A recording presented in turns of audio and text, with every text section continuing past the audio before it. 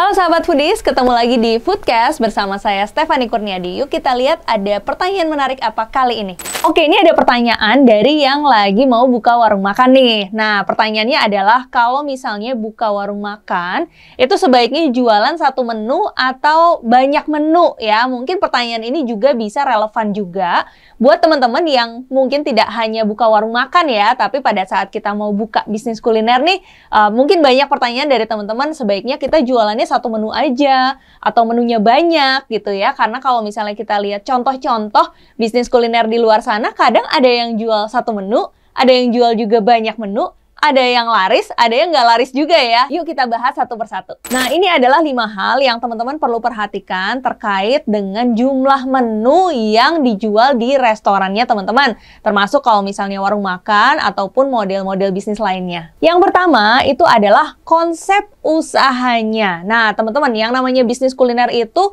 sudah ada kategori-kategorinya nih. Nah, di dalam pasar gitu ya, di pasaran gitu, kalau misalnya kita lihat bisnis-bisnis kuliner yang sudah berjalan ya, itu ada kategori-kategorinya.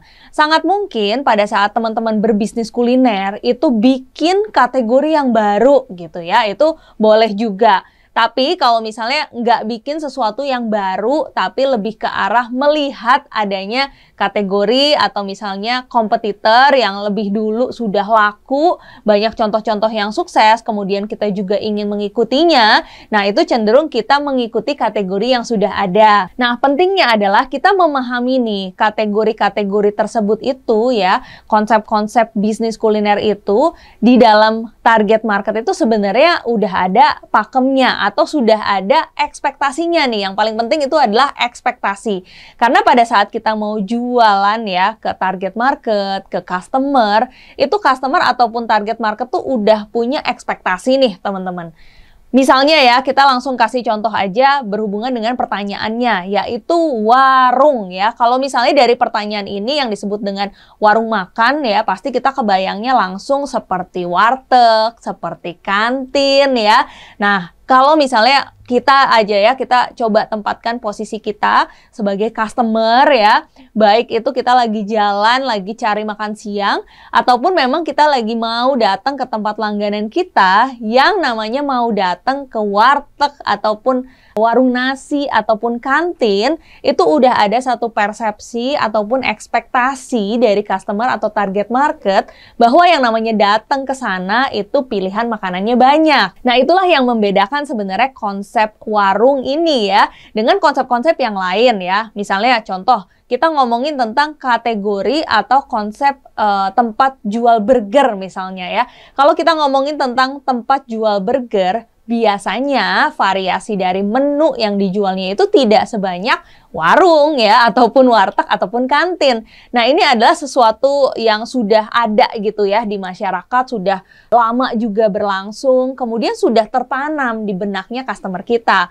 Makanya kalau teman-teman nanti belajar lagi nih tentang marketing secara mendalam, baik di kelas foodies ataupun di YouTube foodies ya, selalu ya yang namanya marketing itu berangkat dari yang namanya target market. Jadi kalau target market itu berpersepsi, target market itu berekspektasi, kepengennya apa. Nah, kita sebagai pemilik bisnis itu adalah harus memenuhi gitu ya, sehingga kita bisa mendapatkan sales ya, dan dengan mudahnya juga kita berjualan karena memang kebutuhannya itu ada dan kita memenuhi kebutuhan itu. Nah, sama ya tadi ya, kalau misalnya kita pengen nih memenuhi kebutuhan orang-orang yang datang ke warteg atau warung nasi, berarti mereka ekspektasinya adalah menunya banyak ya. Jadi ini udah menjawab nih ya pertanyaan dari Foodcast kali ini dan kenapanya ya. Nah, kita ambil contoh lain ya. Misalnya selain burger deh, kan kita suka lihat ya di tempat-tempat rame gitu ya, seperti di stasiun atau misalnya di mall, itu suka ada tempat-tempat bisnis kuliner yang bahkan jual menunya tuh cuma satu gitu ya. Misalnya dia jual roti nih ya, roti XXX ya, kita nggak usah sebut namanya. Roti XXX ya, dia cabangnya banyak, tapi di mana-mana itu dia cuma jual satu jenis. Kemarin-kemarin sih sempat lihat ya, dia udah mulai 2 jenis ya yang dijual ya. Kompetitornya gitu ya, roti XXX lainnya ya, itu kalau kita perhatikan beberapa tahun pertama ya, mungkin 5-6 tahun pertama, mereka jualan produknya tuh bener-bener cuma satu. Kemarin-kemarin saya juga sempat lihat ya di outlet-outlet mereka mulai jual produk yang lain juga ya. Nah, nanti teman-teman bisa lihat ya video-video YouTube lainnya, karena di situ banyak sekali teman-teman alasan-alasan kenapa pada akhirnya seseorang itu ya, sebuah bisnis kuliner ini menambah produk. Tentu saja untuk menambah omset ya. Tapi kita balik lagi nih, kenapa ada bisnis kuliner ya yang hanya menjual satu produk.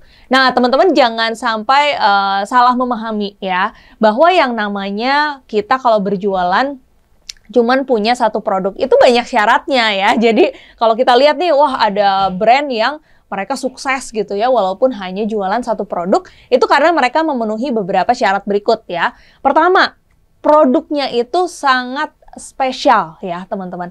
Yang disebut dengan spesial ini banyak definisinya, salah satunya misalnya adalah dia merupakan sebuah kategori yang baru ya. Contoh aja ya, saya nggak menyebut nama brand, tapi ini adalah satu kategori ya yang menggunakan strategi ini. Jadi ada suatu tren ya kemarin disebut dengan kalau nggak salah cheese tart gitu ya. Jadi dia kayak pie ya, kemudian di atasnya itu ada lapisan keju gitu ya. Dan bentuknya seperti pie. Nah, kalau teman-teman perhatiin ya, si penjual produk ini mulai banyak ya menjamur di mall-mall dan hanya menjual satu jenis produk ini.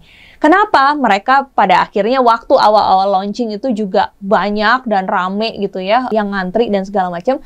Karena mereka adalah kategori produk yang baru. Jadi sebelumnya di mall-mall itu ya, belum ada yang jual si cheese tart ini ya. Dan memang itu adalah tren dari luar negeri ya. Nah, sebenarnya pola seperti ini banyak nih teman-teman, dan itu menjadi salah satu syarat. Jadi teman-teman jangan sampai hanya mengadopsinya ide bahwa, oh kok dia jualnya satu produk aja ya, saya kalau gitu jualnya satu produk juga deh. Tapi kita jual satu produk, tapi bukan kategori yang baru gitu ya. Misalnya ya, pernah nih ada satu legend ya, tentu saja kita tahu legend ini, waktu itu ya, mungkin udah 1 dekade yang lalu ya, ada sebuah tempat jual brownies, menjual brownies kukus pertama ya. Itu namanya brownies kukus tuh dia yang bikin gitu ya. Nah, itu juga mirip dengan cheese tart ini. Karena sebelumnya tidak ada brownies kukus, kemudian jual brownies kukus sehingga menjadi brownies kukus pertama. Sehingga waktu itu walaupun hanya menjual satu produk saja, tapi orang-orang itu rame-rame dan ngantri banget gitu ya. Tapi hal itu nggak boleh semata-mata kita implementasi di saat ini gitu ya. Kita pengen jual produk satu aja deh. Saya pengen jual brownies bakar gitu ya, karena resep saya enak. Oke, resepnya enak gitu ya, tapi yang namanya brownies bakar itu di mana-mana udah banyak banget gitu. Jadi kalau misalnya kita mau mengadopsi strategi satu menu saja, pastikan nih kategorinya itu bener-bener baru dan itu punya daya tarik, punya wow faktor sehingga orang-orang memang memburu produk itu. Baru deh strategi tersebut bisa berhasil ya. Nah, kemudian yang kedua ya, salah satu syarat juga di dalam pengembangan kalau produknya teman-teman itu satu ya, paling banyak nih strategi pengembangan yang dilakukan adalah titiknya harus banyak ya teman-teman. Contoh ya, misalnya si roti XX tadi ya, itu jual produknya hanya satu. Tapi teman-teman perhatiin, mereka selalu buka di tempat-tempat yang high traffic. Di airport, di stasiun ya, di pasar baru yang keramaiannya luar biasa. Dan titiknya banyak teman-teman. Jadi kalau misalnya mau bikin usaha, titiknya satu, produknya tidak punya sesuatu yang baru, udah gitu juga tidak ada rencana ekspansi, tidak punya resources ekspansi gitu ya. Nah, menu yang hanya sedikit atau satu itu nanti teman-teman kaji lagi apakah itu adalah strategi yang tepat nih. Sedangkan ada banyak pilihan strategi-strategi lain yang lebih banyak lagi contoh suksesnya ya. Misalnya teman-teman cuma baru punya satu cabang nih, tapi memang memiliki banyak menu sehingga peluang kita untuk mendapatkan omset juga lebih banyak ya. Nanti teman-teman bisa cek lagi ya, kategori ataupun konsep produknya ini apa sih ya? Karena itu menjadi syarat pertama yang teman-teman bisa jawab supaya pada akhirnya bisa memutuskan nih, saya akan menjual satu menu saja atau banyak menu ya. Nah, yang kedua yang teman-teman harus perhatikan terkait jualnya satu menu aja atau banyak menu, itu harus dipikirin dari sisi proses persiapannya ya. Jadi bisnis kuliner itu tidak hanya semata-mata hanya tentang marketing ya teman-teman. Tapi marketing itu tugasnya adalah mendatangkan konsumen. Tapi yang membuat bisnis kita bisa berlangsung terus-menerus ya, akhirnya konsumen balik lagi, itu adalah proses bisnisnya kita, layanan kita cepat ya, kemudian kualitas produk kita selalu terjaga, tidak hanya sekali-sekali aja enaknya, tapi selalu enak ya, kualitasnya terjaga. Dua hal ini dipengaruhi dari proses persiapannya, proses bisnisnya ya.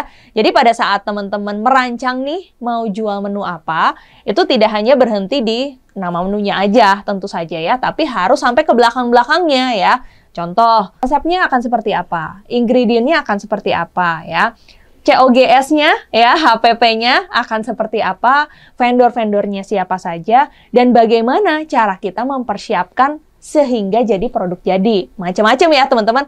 Apakah model bisnisnya ini semuanya ambil dari vendor ya. Jadi sampai ke outletnya teman-teman tuh tinggal dipanasin, tinggal digoreng aja. Itu ada satu opsi.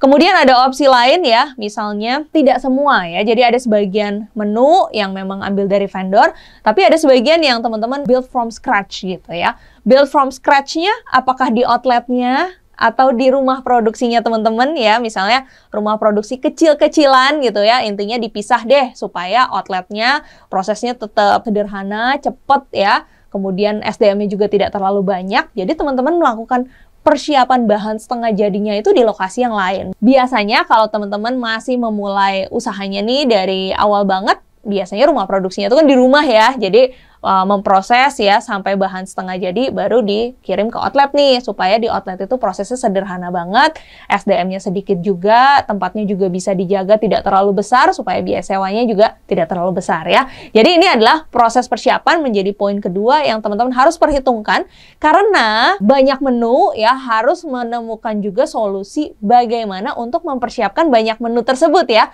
Tentu saja kalau misalnya single menu kan prosesnya lebih sederhana nih, tapi kalau misalnya cuma satu menu, takutnya omset kita kurang gitu ya, tidak bisa memenuhi ekspektasi target market, sehingga kan kita perlu punya menu yang ada beberapa dengan beberapa kategori, beberapa varian. Nah, nanti teman-teman harus pikirkan proses persiapannya juga sesuai dengan kemampuan dan resources yang dimiliki. Yang ketiga juga yang berhubungan dengan jumlah menu sedikit dan jumlah menu banyak itu adalah waste ya. Waste itu adalah bahan-bahan yang pada akhirnya jadi terbuang. Nah, kalau misalnya teman-teman nanti sudah punya nih shortlist ya, menu-menu yang akan dijual dengan mempertimbangkan berbagai hal ya, barang-barang atau menunya dicari customer, kemudian produk-produknya memang menjadi produk-produk unggulan di kompetitor, berarti kita harus jual juga ya, karena berarti demand-nya tinggi ya. Nah, setelah teman-teman punya shortlist itu, ada dua ya, kalau misalnya usahanya sudah berjalan, berarti harus lihat dari data tren ya, karena yang namanya penjualan itu biasanya ada polanya.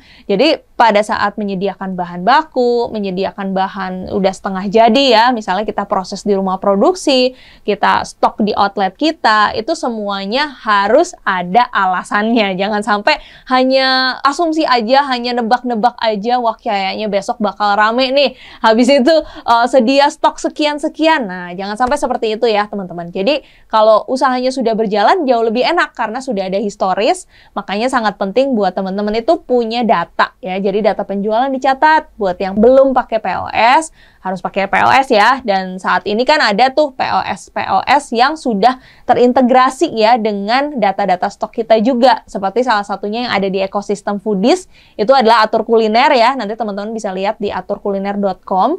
Jadi terintegrasi. Teman-teman waktu 1 bulan, 2 bulan kemarin penjualannya berapa sih gitu ya. Kita butuh bahan bakunya berapa. Nah, itu semuanya tersinkronisasi sehingga bahan baku yang terbuang ataupun waste itu bisa sangat minimal sekali. Nah, kemudian yang kedua, kalau teman-teman belum mulai usahanya ya, itu ada yang disebut dengan membuat target omset. Nah, target omset ini banyak macam ya cara-caranya. Contoh, teman-teman waktu berinvestasi itu mengeluarkan dana investasi berapa. Kemudian teman-teman pengen payback periodnya misalnya dalam waktu 1 tahun nih. Nah, berarti target omset bulanan yang harus dicapainya sekian-sekian. Nah, target bulanan tersebut harus teman-teman bandingkan ya dengan kompetitor. Bener nggak nih di lokasi saya berjualan, itu target omsetnya itu memang relevan ya. Baru kalau misalnya sudah cocok gitu ya, sudah oke, nah itu bisa dijadikan target penjualannya teman-teman sehari-hari. Nah, nanti untuk penyediaan bahan bakunya, bahan setengah jadinya, dan stok di outletnya,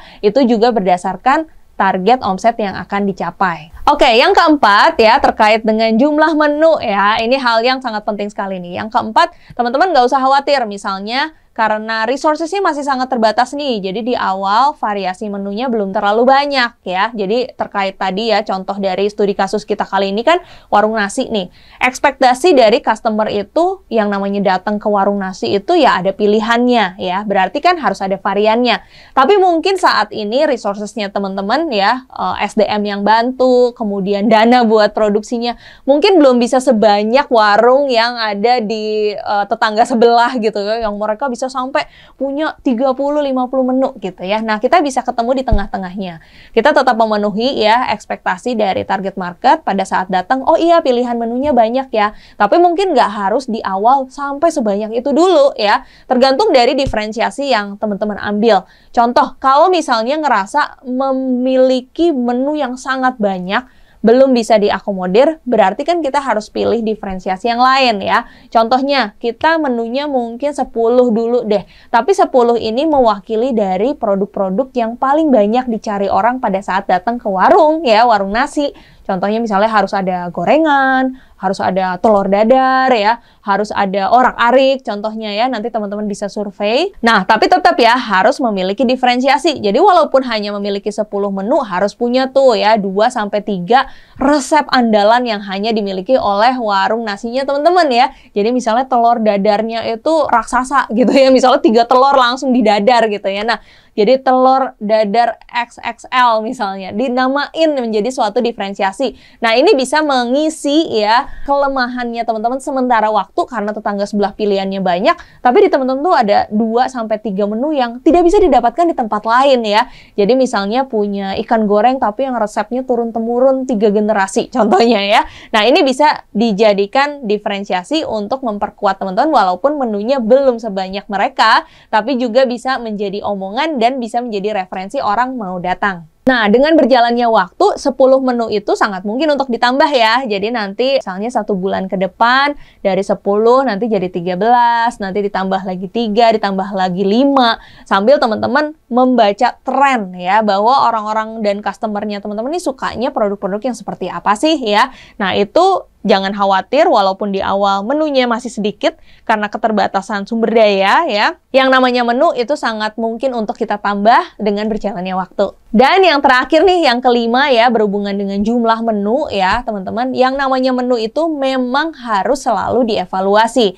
Jadi pastiin, balik lagi ke tadi ya, bahwa yang namanya menggunakan teknologi zaman sekarang tuh sifatnya wajib dan teknologi itu juga sudah sangat affordable sekali. Jadi kalau teman-teman pakai aplikasi ya, seperti Atur Kuliner tadi, nah salah satu kewajiban setiap bulan ya, itu adalah lihat data penjualan. Kemarin sebulan kemarin nih, menu saya yang paling banyak terjual itu apa aja sih ya? Bandingkan lagi dengan 2 bulan sebelumnya, 3 bulan sebelumnya.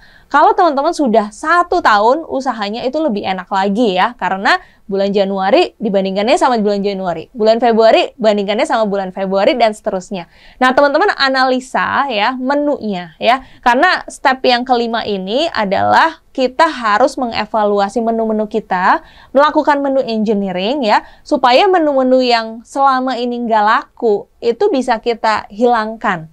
Kemudian kita ganti dengan menu-menu yang inovatif ya. Inovatif nih macam-macam.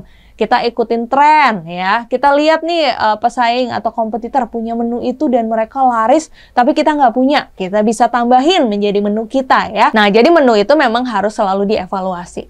Ya, nanti teman-teman bisa cek lagi data-datanya ya, supaya menu-menu teman-teman walaupun di awal masih sedikit, tapi dengan berjalannya waktu bisa semakin efektif ya, sehingga bisa berkontribusi ke omset yang terus-menerus naik. Oke teman-teman, itu ya ada 5 hal yang bisa dipertimbangkan untuk menjawab pertanyaan apakah sebaiknya ya menu saya 1, sedikit ataupun banyak. Ternyata ada hal-hal yang harus dipertimbangkan. Nanti teman-teman bisa gunakan itu ya supaya bisnisnya terus-menerus bisa semakin naik omset dan profitnya. Oke, terus tungguin ya video-video Foodcast terbaru. Jangan lupa subscribe ya yang belum subscribe. Kemudian jangan lupa like dan juga komen ya buat pengalaman-pengalaman teman-teman setelah mengimplementasikan idenya. Sampai ketemu di Foodcast selanjutnya.